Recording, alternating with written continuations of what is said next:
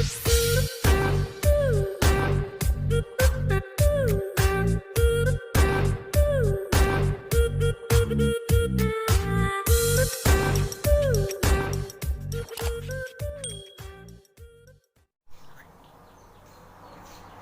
everyone, good morning. How are you today? Okay, it's good that you're fine. So now, allow me to introduce my name first. So by the way, I am Giancarlo Serahina, a second-year college student taking up Bachelor of Secondary Education, major in English. So now, I am here today for my demo teaching. Okay, so to formally start our class, so let's have a prayer first. So, the lady at the back, please lead the prayer. Amen. Amen. So now, to make ourselves energized, so let's have one energizer. So, who wants to lead the energizer? Okay, so come forward and lead the energizer. Okay, thank you for that energetic energizer. So I guess all of us now are all alive and energized. By the way, who is the secretary in here? Okay, Miss Jean. So please, after the class, give me the list of attendance. Before anything else, so I have one rule along the class. So if I notice that you are not listening, so I will raise my right hand like this and count up to 5. Then, if I quote you that you are not raising your hand and you are still busy talking with your seatmate, so I will call your name and I will call you in front and I will give you a reward. Okay? Okay.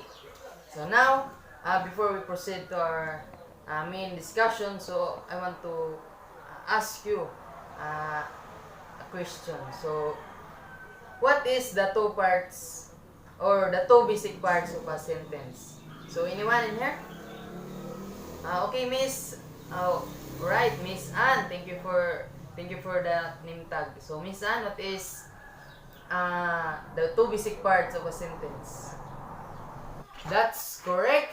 Very good. So, the answer is subject and predicate. But usually, it is a verb. Here, I want you to focus on this sentence.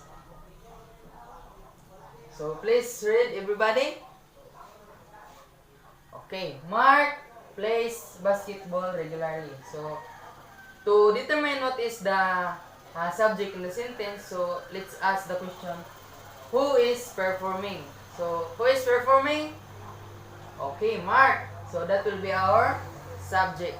So, to determine the verb in the sentence, so let's ask the question, what action is being performed by the subject? So, the action is playing or plays basketball. Okay, so the subject is Mark. The verb plays basketball regularly. Okay, now let's have a game. So I know guys, this game is very familiar to you and you can easily answer this. So I have here pictures and I want you to guess what is these pictures all about. So the first picture, who can guess what is this picture all about? Alright, the person at the back, what is this? Subject. Very good. It's correct. Subject. Okay, now let's proceed to the second picture. So, who can guess what this picture all about? Yes? What? Verb. Okay, correct. So, this is verb. Okay, now, let's go to the last picture. So, who can answer the last picture? Alright? What? This is very good. Agreement. Yes. Alright, so our topic for this morning is all about subject, verb, agreement. So, subject, verb, agreement. Okay, so what is subject, verb, agreement? Alright, so subject, verb, agreement, it simply means that if the subject is singular, then the verb has to be singular. If the subject is plural, then the verb has to be plural too. Okay, so I have here the 5 rules of subject-verb agreement. Okay, now, so I will discuss to you guys the 5 basic rules of subject-verb agreement. So the first rule is number agreement. Okay, so please read the rule number 1. Alright, thank you. So the number agreement, it simply means that subject and verb must agree in number. So this is the cornerstone rule that forms the background of the concept, and only the subject affect the verbs, nothing else matter. So example. So the dog growls when he is angry. So our subject in here is dog, and our verb is alright, growl. So how many subject we have? Alright, it's only one. It's dog. The verb, it is singular or plural? No, it's singular. So the trick in here is, if the subject is singular, then the verb has to be singular. But remember that the singular verb always has an S at the end. So that is why we use growls. Example number 2. The dogs growl when they are angry. So our subject in here is dogs, and the verb is growl. So how many subject we have? Alright, we have many dogs in here. So that is why it is singular or plural. Alright, it is plural. So we use growl. So the thing to remember about plural verb, don't have S at the end. That is why we use growl. Alright. Okay, now let's move on to the second rule.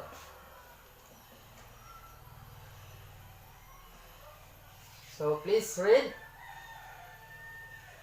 Alright, thank you. So our rule number 2 is words between subject and verb. So subordinate clause and prepositional phrases that come between the subject and verb don't affect their agreement. So example.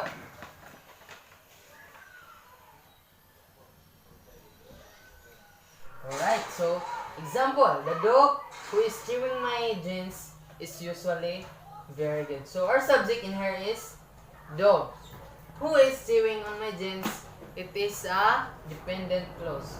So we use is because the dog is singular. So our second example is the colors of the rainbow are beautiful. So colors, it is singular or plural? Alright, plural. So that is why we use are. Of the rainbow, it is called a prepositional phrases or phrase, prepositional phrase. Okay, now, so let's proceed to the rule number 3. Okay, please read. Alright, so thank you. Rule number 3, or subject joined by an and subject separated by an. So if two subjects are joined by an, they typically require a plural verb form. But if two subjects separated by an refer to the same person or thing as a whole, requires singular verb. So example, Billy and Jake are going to movies. So Billy and Jake, singular or plural? Alright, it's plural because we have and here. So means that an is addition. That is why we use are. Then the second example is spaghetti and meatball is a great meal. Why we use is in here? Because it refers to the same person or thing as a whole. Because spaghetti and meatball, it is used as a whole. That is why we use singular verb. We use is. Alright? Understand? Very good. Okay, now, so let's move on to number 4. Alright, please read. Alright, so thank you. So rule number 4, each, every, and no. If the word each, every, or no comes before the subject, the verb is singular. So example, no smoking or drinking is allowed. Every man and woman is required to check in. So our subject in here is smoking or drinking. That is why we use is because of no in here.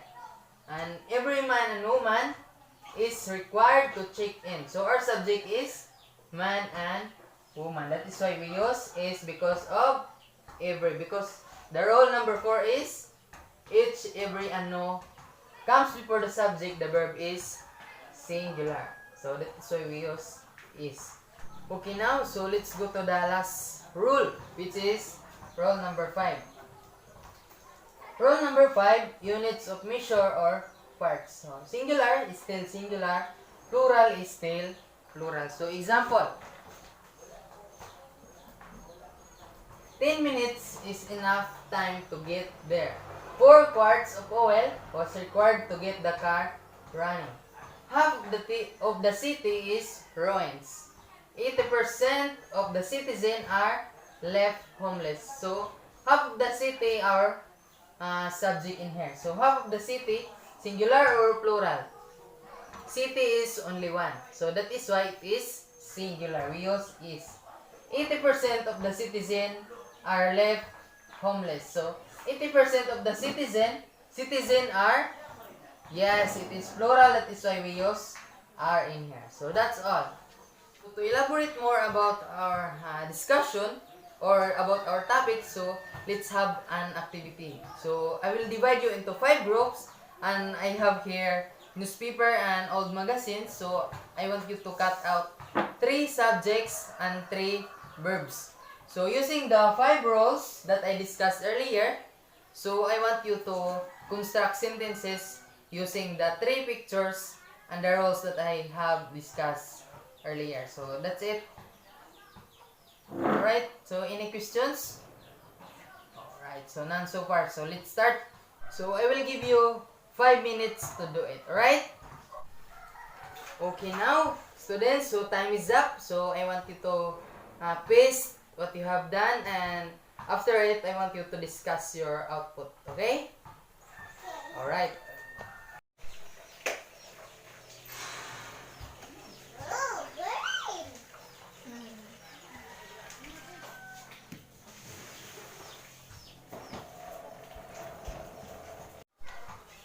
Alright, very good. So now, let's give a round of applause for the excellent and good work. So a round of applause. Now, so before we proceed to our quiz, so I want one volunteer to summarize our discussion. Alright, Miss Jean, please. Very good. That's great. That's very great. So when we use when we have singular subject, we use singular verb. Alright? Then if we have plural subject, we use plural verb. Okay? So now I guess that you have clearly understand everything that I have discussed. So now let's have a short quiz. Please get your ball pen and 1/2 sheet of paper. Right? So I will give you 5 minutes to answer this.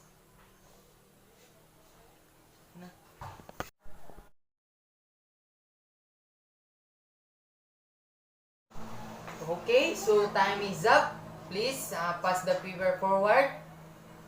So now, before we end this lesson, so I want you to understand that in everything we have rule. We have rules and regulations.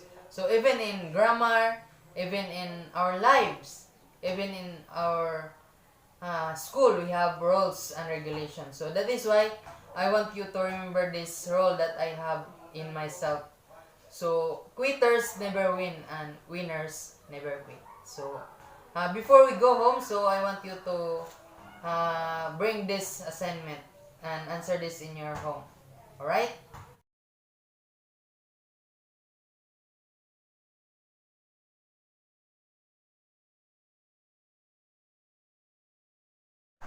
Alright, so thank you students. Thank you for your actively cooperation. So, Goodbye and have a blessed day ahead. So God bless everyone.